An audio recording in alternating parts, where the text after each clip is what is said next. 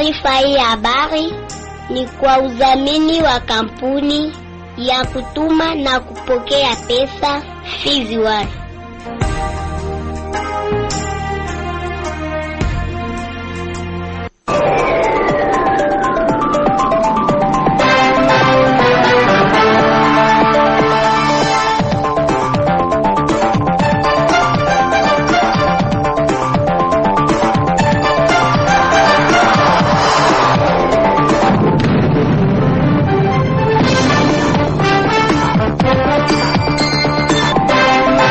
Habari za asubuhi mpenzi msikilizaji wa idhaa ya Kiswahili ya Radio Kivu popote pale ulipo, na tumai umri wa afya na muda kama na huko kando kando radio yako kwa ajili ya kusikiliza taarifa yetu ya habari ambayo inakubikwa na ukurasa wa habari muhimu, uchambuzi wa habari zetu toka eneo tofauti tofauti, uchambuzi wa ripota wetu, habari za kitaifa na habari za michezo.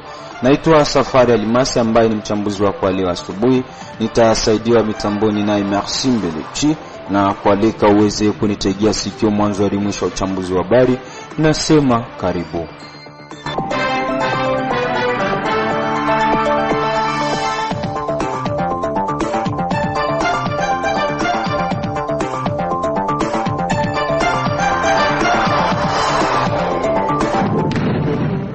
Kabla ya kuingia kwenye undani wa uchambuzi wetu wa habari, mpenzi msikilizaji, unakuwa unapata fursa ya kuweza kupata habari muhimu ambazo za leo zaletwa kwenu na Isaac Muluchashibe. Karibu Isaac, hali gani?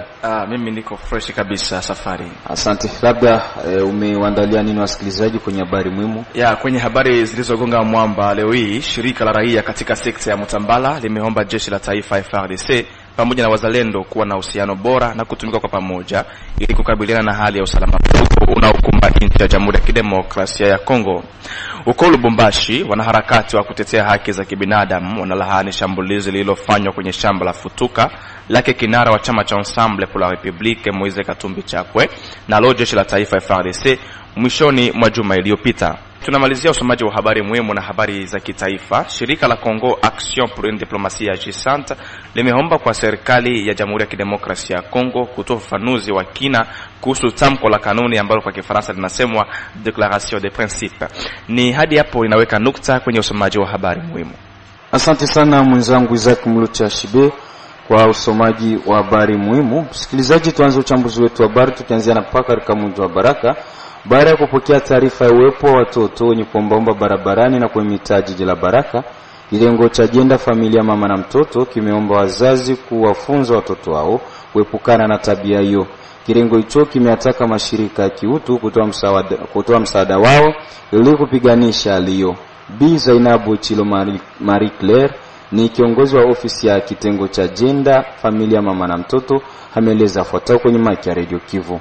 Kulishafika tawa mama wa masosiasio fulani walishawahi tuambia hiyo habari ya watoto kuja wanalomba lomba. Funzo ya kwanza inakuweka mnyumba ya mtu. Tunapaswa tunafunza watoto wetu sisi wazazi, kama sisi kitengo kenye kinahusika kabisa na masuala ya watoto, tulikuwa tukiomba na sisi ONG na masosiasio fulani watujengee basi hata moja espace ya wale watoto, tunajua huyu mtoto hana baba na mama. Wale watoto wakawa wanalindwa pale, wakati mtoto atakaporudi harudi yake mikono wazi, anarudi yake na tundagaa hivi, anarudia na pesa, na unamuuliza hivi vitu unavyoleta hapa vilitoka wapi? Hauna pesa, hauna chochote, sasa vilitoka wapi? Atakujibu nililomba fulani alinipa. Na pale utapata fursa ya kuhamakia ule mtoto.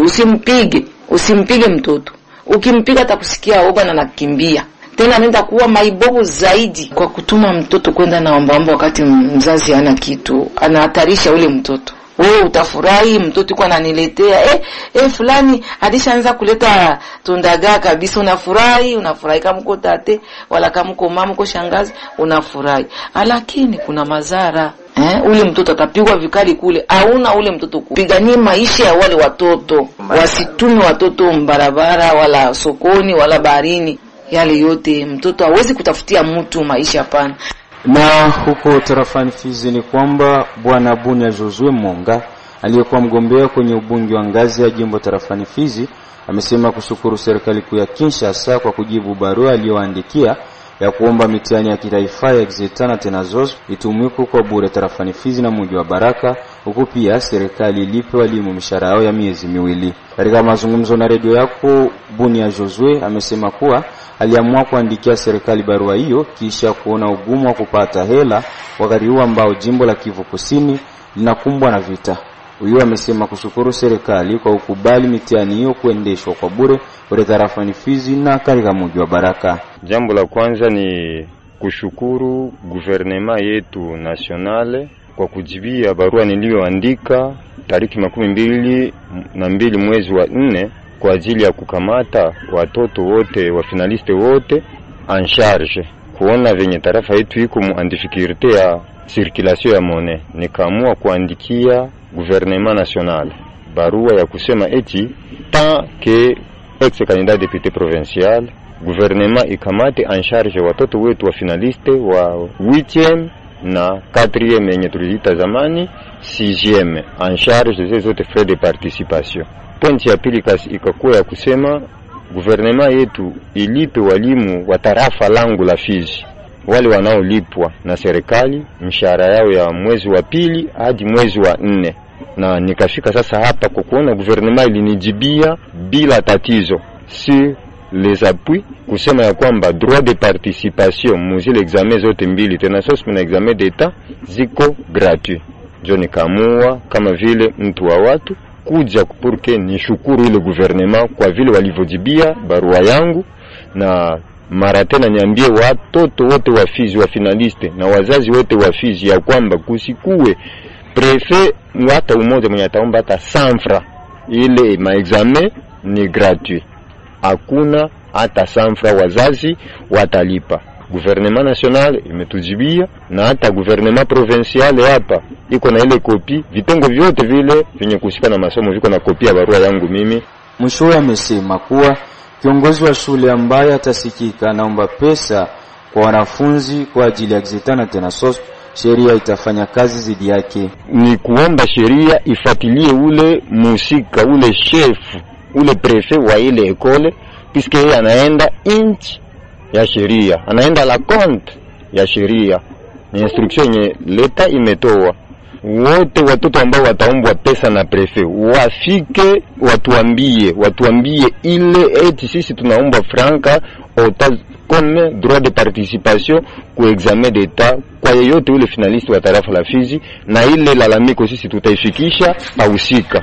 Na kwenye sekta Mutambala ni kwamba shirika la raia katika sekta Mutambala limeomba jeshi la taifa FARDC pamoja na wazalendo kuwa na uhusiano bora na kutumika kwa pamoja ili kukabiliana na hali ya usalama mdogo na ukumba nchi ya DRC hasa eneo la mashariki.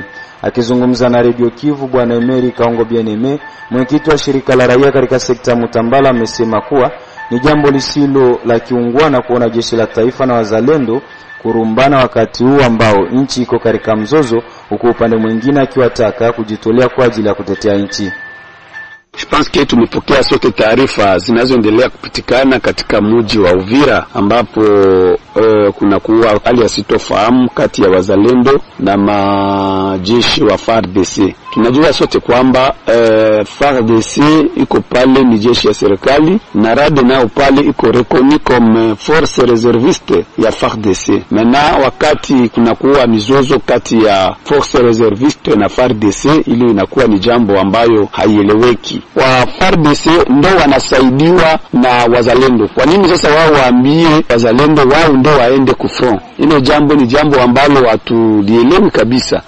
Tunaweza omba kwa FARDC yetu kugarder bonne collaboration na wazalendo, paske wao wameweza kusimama kwa ajili ya province yetu isiweze kunyanganywa wale siweze kuvamiwa na huyo mvamizi. Kwa hiyo tunatoa support kubwa kabisa kwa wazalendo wetu wote, na tunaweza sema FARDC waelewe na wagarde bonne collaboration na wazalendo, wasingeli tena kujiatakie kwa wazalendo. Hiyo haitoleta sura nzuri inaweza riske kupermettre enemy adui kuweza kupata njia, paske wakati nyinyi kwa ninyi mnaanza kugombana, hapo adui anapata njia bila watu kutambua. Tunaweza omba kwa gouvernement provincial yetu kuweza kuingilia kati juu ya swala hilo ambalo linaonekana hapo Uvira, maana yanayotendeka Uvira si Uvira tu, si Uvira tu, kesho yatasikilikana Baraka, yatasikilikana Fizi, yatasikilikana maeneo mengine. Huko nasikia fasi kwenye FARDC wanagombana wao kwa ajili ya kukataa kwenda kufront. Mnasikia wengine nafasi ambao wazaliwa wa FARDC wanakimbia.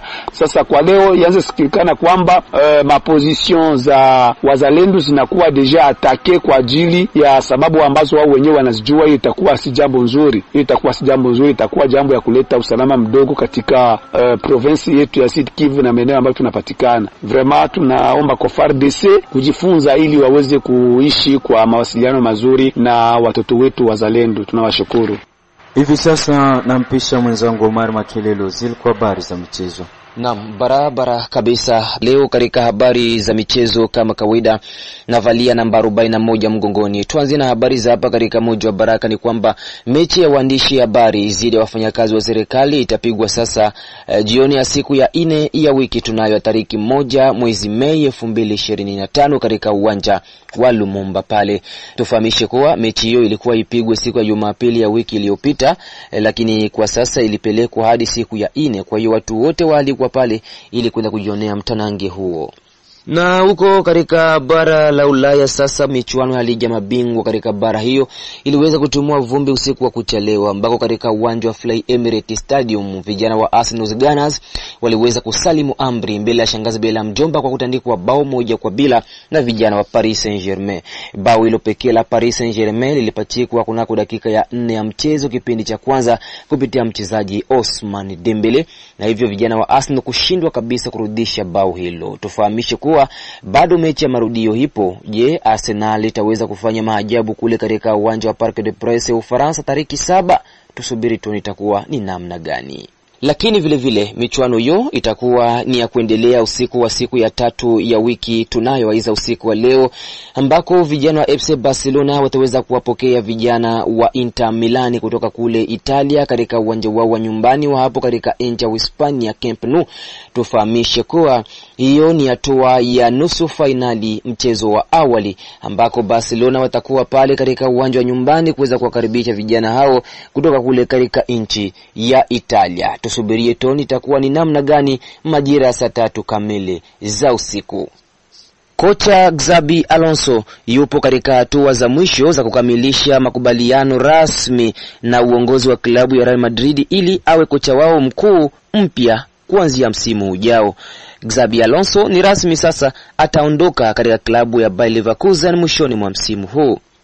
Vile vile habari mbaya kwa klabu ya Real Madrid ni kwamba beki wakati wa klabu hiyo ya Real Madrid Antonio Rudiger amefungiwa mechi 6, huku Lucas Vazquez akifungiwa mechi 2 kutokana na vurugu walioifanya kunako mechi ya finali ya Copa del Rey dhidi ya FC Barcelona. Kadi nyekundu ya Jude Bellingham imeondolewa na yupo huru kutumikia klabu yake kwenye mechi zijazo. Taarifa kutoka vyanzo vya habari mbalimbali vyaeleza kuwa mshambuliaji wa klabu ya Wolverhampton Mateus Cunha yuko karibu kujiunga na mashetani wekundu hapo nchini Uingereza Manchester United. Kulingana na taarifa hizo, kuna kipengele katika mkataba wa mchezaji huyo kuhusu kuondoka Wolverhampton endapo Manchester United itakuwa tayari kulipa kiasi cha paundi milioni 63. Wakati huo hali ya klabu ya Manchester United katika ligi kuu hapo nchini Uingereza inaendelea kuwa ya kusuasua, huku mashabiki wakielekeza matumaini yao kwenye mechi za UEFA zaidi, ambapo vijana hao wa Ruben Amorim wanakabiliana na klabu Atletico Madrid katika mchezo wa nusu finali ya kwanza siku ya Alhamisi ya wiki tunayo. Shirikisho la mpira wa miguu nchini Brazil linatarajiwa kudhibitisha usajili wa Carlo Ancelotti kama kocha mkuu wa timu ya taifa ya Brazil. Kocha huyo mwenye umri wa miaka 65 amebakiza mwaka mmoja katika mkataba wake na klabu ya Real Madrid, lakini baada ya kuondolewa kwenye robo finali ya ligi ya mabingwa Ulaya dhidi ya Arsenal na kushindwa kwenye finali ya kombe la mfalme hapo katika nchi ya Hispania dhidi ya FC Barcelona, inaonyesha kuwa tayari sasa kocha huyo ataweza kuondoka Bernabeu mapema. Asante sana mwenzangu Omar Makelele Uzil, naona unapoa kabisa kutokana na kipigo.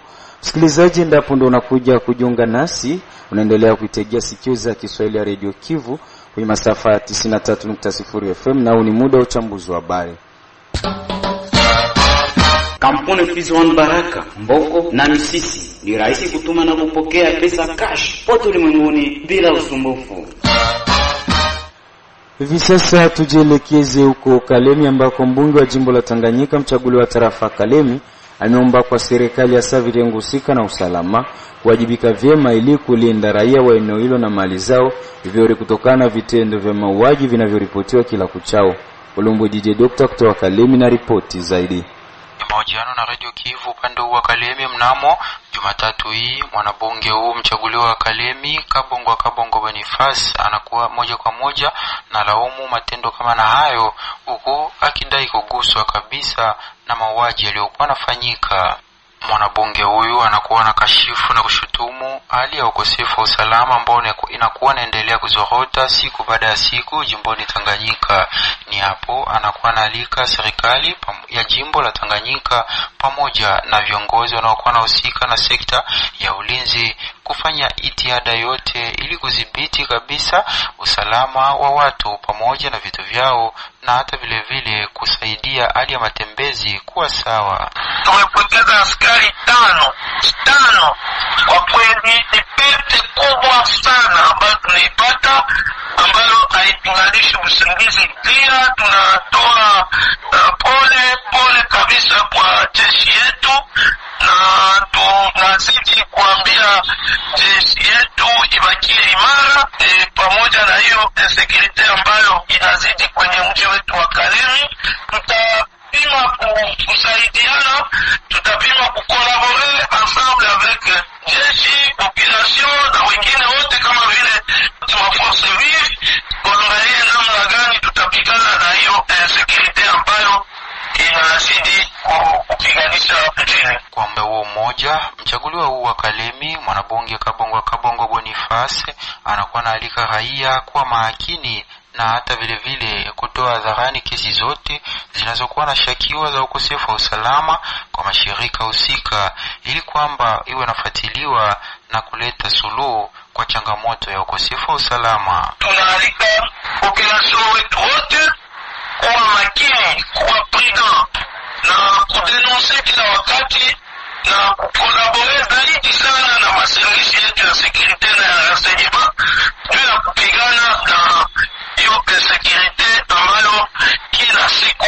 wanaua, kila siku wanaiba. Matukio kama na hayo ya mauaji ya jeshi ya Jamhuri ya Kidemokrasia ya Kongo FARDC takriban 5 yalikuwa yanatokea ni mnamo weekend iliyopita kwenye njia ya kutoka Kalemi kuelekea Kabimba.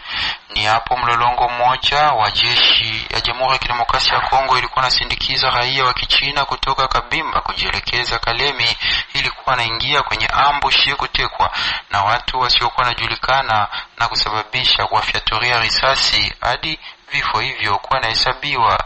Pale Mchina mmoja alikuwa anachukuliwa na magaidi na kuelekea naye porini mahali pasipokuwa najulikana. Dereva mmoja wa gari alibakia mahututi. Nikiripoti kutoka Kalemi kwa niaba ya Radio Kivu, Olombwe DJ Dr. Na huko katika mkoa wa Katanga Lubumbashi ni kwamba wanaharakati wa kutetea haki za kibinadamu wanalaani shambulizi lililofanywa kwenye shamba la Futuka la kinara wa chama cha Ensemble pour la République Moise Katumbi Chapwe na jeshi la taifa FARDC mwishoni mwa wiki iliyopita. Shamba hilo linapatikana kwenye umbali wa takriban kilomita 34 na mji wa Lubumbashi. Akizungumza na mwanaripota wetu wa huko Lubumbashi, Kabale Devot, mwanaharakati wa haki za kibinadamu amesema kuwa kuvamia shamba la mpinzani huyo ndio mwanzo wa kuleta mgawanyiko kwa Kongo, kama alivyoeleza kwenye maiki yake Espoir Kilongwetel, mwanaripota wetu wa huko Lubumbashi. Usio kesi ya kusema waende kugangamia hiyo shamba ya Moise Katumbi. Kwa hiki kipindi nchi napita mimi na saa haiko solution. Paske ile nayo tenda na gawanya watu. Hakuna mtu anaweza kushimamia serikali asifanye kazi yake. Serikali akakubishia ni vizuri kufanya kazi, lakini ukafanya kazi kama upate maalama ya kuonesha kama kuna vitu vibaya vibaya vyenyewe vinaweza kusonga amani ya nchi. Hiyo nayo kabisa ni kutafuta tu mchangamoto sehemu zote. Walianja kwanza na Fama Joseph Kabila sehemu za Kinshasa kuliko Kingakati, wanaenda wanatuma watu pasipo mabarua ya kuonesha kama serikali ndio na watuma, wanaanza kusearch kucontrol. Mimi nawaza Felix Tshisekedi naye hana washauri wazuri, kwa maana muda huyu nchi uko naenda mwenaomba watu wakwe umoja. Pasipokuwa umoja kakuwa hizo shida wakati yote kuteketeza wengine, kweli ni mchangamoto tu. Msikilizaji, tumalizie uchambuzi wa habari na habari za kitaifa ambako shirika la Congo Action pour une diplomatie agissante CADA kwa ufupi imeomba kwa serikali ya Jamhuri ya Demokrasia ya Kongo kutoa ufafanuzi wa kina kuhusu tamko la kanuni ma declaration de principe. Mengi zaidi naye Isaac Mulucha Ashibe ndani ya studio. Naam, mwenzangu Safari Alimasi Dilwe. Shirika la Congo Action pour une diplomatie agissante CADA kwa ufupi linaomba kwa serikali kutoa maelezo ya kufafanua yaliyomo kwenye tamko la kanuni ambayo kwa Kifaransa inaitwa Declaration de Principe zilizosainiwa Ijumaa Aprili 25 kwa Washington kati ya RDC na Rwanda chini ya uangalizi wa Marekani. Katika taarifa iliyochapishwa Jumatatu Aprili 28, Eric Kamba ambaye ni mratibu wa muundo huo anaamini kwamba mambo kadhaa ya makubaliano haya yanaibua maswali na wasiwasi kati ya baadhi ya raia wa Kongo. Kulingana na shirika hilo la CADA, Wakongo wengi ukasirishwa na ukweli kwamba tamko hilo linatoa juhudi za amani bila kukaribia kuzungumzia uhalifu wa kivita, ubakaji mkubwa na kesi za mauaji yaliyovumbuliwa na Umoja wa Mataifa, na kwamba hakuna utaratibu wa fidia unaohitajiwa. Kwa kuongezea, shirika halielewi jinsi inawezekana kupiganisha vikundi vyenye silaha bila kutaja kwa mfano jukumu la Rwanda ambalo kujiondoa kwa askari wa Rwanda kulihitajika katika kukomesha M23. Shirika la CADA linaamini kwamba serikali ya Kongo ina jukumu la kufafanulia raia wa maeneo yanayokumbwa na mzozo juu ya tamko ya kanuni bila kueleza mbinu watakazozitumia kwa hali ya mazungumzo yanayofuata. Hii ingawa kugawana rasilimali za kimkakati kwa faida ya wawekezaji wa Marekani chini ya mwongozo wa ujumuishaji wa kikanda, shirika linasisitiza kwamba vyama viko tu katika hatua ya kanuni ambazo hazina makubaliano, lakini ni hesabu ya sheria zinazotambuliwa kwa sheria za kimataifa. Linaalika pande zote mbili kuweka vichwa chini ili kufikiria makubaliano sawa na matarajio yao. Azimio la kanuni zilizosainiwa huko Washington kati ya DRC na Rwanda, ikiwa ni pamoja na kila mmoja kuheshimu mipaka ya mwenzake, kutokusapoti vikundi vya silaha, kurudi kwa wakimbizi na kukuza ujumishaji wa uchumi wa kikanda. Mwenzangu Safari Almasi Dilwe naweka nukta kunako usomaji wa habari za kitaifa. Asante Isaac Mulucha Ashibe kwa habari za kitaifa. Hadi hapo mpenzi msikilizaji wa Radio Kivu, ndivyo tumefika mwisho wa uchambuzi wa habari zetu asubuhi ya leo. Shukrani kwa wewe ambao tutegea sikio mwanzo hadi mwisho wa uchambuzi wa habari, na mshukuru bani wangu ambaye ni Maxime Belechi na jopo nzima la waandishi wa habari wa Radio Kivu waliokamilisha kuandaa uchambuzi wa habari. Aliyokuletea ni mimi Safari Almasi Limetinwa. Sina la ziada na kuaga nikisema bye bye.